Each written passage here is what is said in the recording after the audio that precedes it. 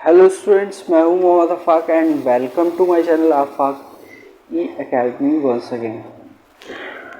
इस वीडियो में मैं कंटिन्यू करने जा रहा हूं एक्सरसाइज क्लास 9 चैप्टर पॉलिनोमियल में एक्सरसाइज 2.4 से पहले की मैंने कुछ रिमाइंडर थ्योरम पढ़ाई थी और उस पर बेस्ड दो एग्जाम्पल्स किए थे। अब मैं आगे और एग्जाम्पल्स करने वाला हूँ, देन एक्सरसाइज कराऊँगा।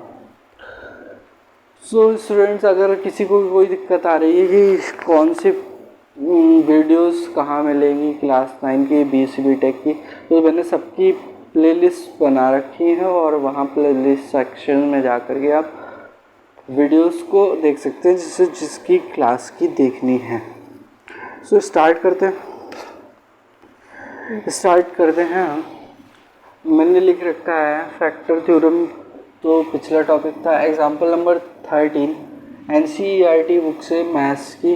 बिल्कुल सारे क्वेश्चंस, कॉन्सेप्ट, थ्योरी सब आपको NCERT बुक में मिलेगा। अगर आप पहले से पढ़ के आते हैं तो पढ़ने में ज़्यादा मज़ा आएगा, और अगर नहीं पढ़ा है तो ये पढ़ने के बाद दोबारा आप बुक से पढ़ें तो भी आपको मज़ा आएगा। और अगर ये सारे कर लेते हैं कॉन्सेप्ट, थ्योरी, एग्जाम्पल्स, तो एक्सरसाइज बड़ा आसान हो जाती है करना। और मैं सब कुछ करवा रहा हूँ, कुछ नहीं छुड़वा रहा हूँ। तो फैक्टराइज 6x² + 17x + 5 2 डिग्री का पॉलिनोमियल है। कह रहा है कि बाय स्प्लिटिंग मिडिल टर्म। अब ये स्प्लिटिंग मिडिल टर्म क्या है? And by using factor theorem. Factor theorem तो हमें पता है, बट स्प्लिटिंग मिडिल टर्म क्या है वो भी नहीं पता है। तो हम पहले डिफाइन कर देते हैं फैक्टराइजेशन ऑफ पॉलिनोमियल्स, जैसे कि सेकेंड डिग्री का है बाय स्प्लिटिंग मिडिल टर्म। तो मिडिल टर्म को स्प्लिटिंग करके भी हम फैक्टराइज कर सकते हैं। ऊपर लिखे हुआ है मिडिल टर्म से पहले फैक्टराइज करना है, देन फैक्टर थ्योरम से। तो पहले हम ये समझ लेते हैं कि स्प्लिटिंग बाय मिडिल टर्म क्या होता है। जैसे हमारे पास पॉलिनोमियल है ax³ + bx² + c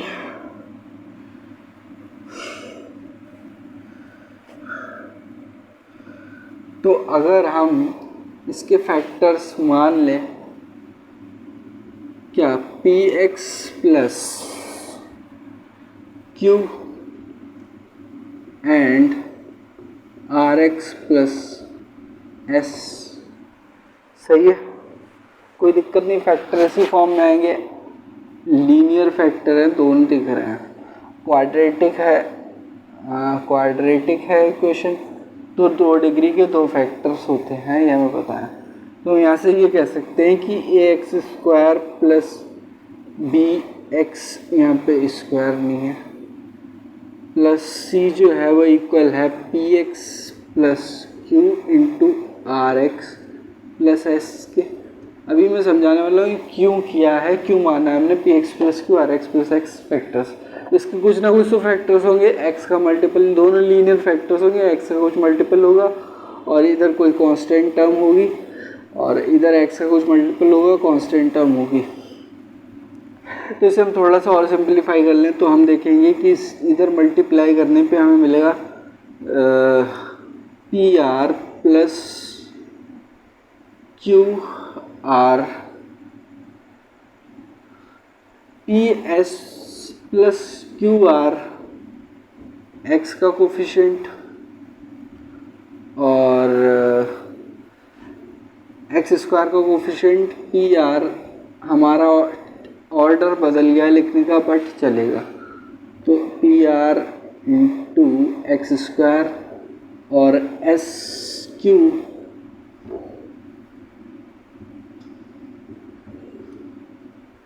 SQ जो है वो कांस्टेंट टर्म मिला है, ax² + bx + c। अब हम कंपेयर करते हैं कि x² का कोफिशिएंट क्या है। इधर है a, इधर है x का कोफिशिएंट ये, और इधर है b, इधर है c, और इधर कांस्टेंट टर्म है SQ। अब हम कंपेयर करते हैं तो हमें मिलेगा a = PS + QR, और b मिलेगा PR, और c मिलेगा SQ। ठीक है।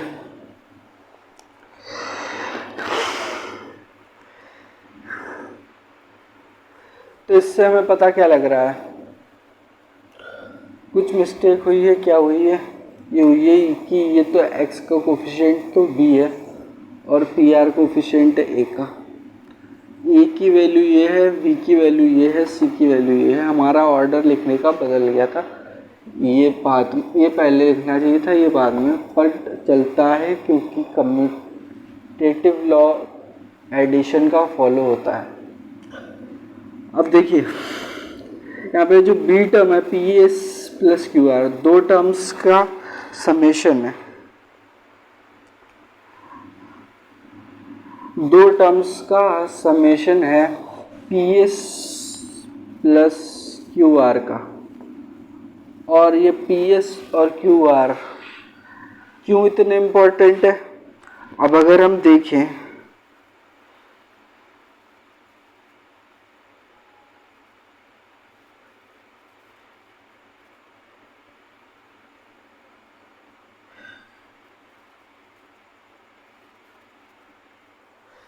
इन्हीं टर्म्स का मल्टीप्लिकेशन, यानी कि पी एस और क्यू आर का मल्टीप्लिकेशन करें तो हमें मिल जाएगा पी इंटू आर लिख सकते हैं इसे और पहली ब्रैकेट में, और एस इंटू क्यू लिख सकते हैं इसे। क्यू सब मल्टीप्लिकेशन में और मल्टीप्लिकेशन में जो कम्यूटेटिव लॉ अप्लाई होता है कि कोई सा पहले कोई सा बाद में लिख सकते हैं। अब हम देखिए पी आर जो है वो ए है और एस क्यू जो है वो सी है, तो यहाँ से हम कह सकते हैं कि इनका प्रोडक्ट सी है।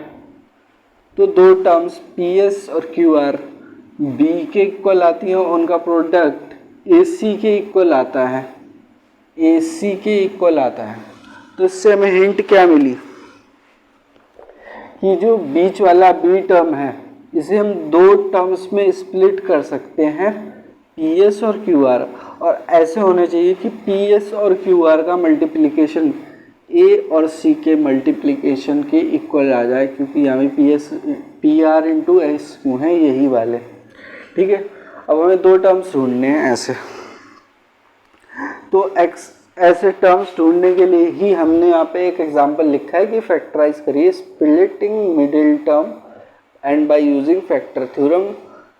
और यहाँ तक तो समझ लिया हमने, आगे बढ़ते हैं। तो हमारे पास इक्वेशन है 6x² प्लस 7x प्लस 5। अब इसमें क्या है, a दे रखा है 6, b दे रखा है 7, c दे रखा है 5। अब a equal to 6, b equal to 7, c equal to 5 compare किया इससे। ठीक है, अब b के 7 को दो टर्म्स में स्प्लिट करना है कि ऐसा कि समेशन जो है 7 आ जाए और मल्टीप्लिकेशन 6 इंटू 5 यानी कि 30 आ जाए। तो 7 को किन दो नंबर्स में तोड़ दें हम?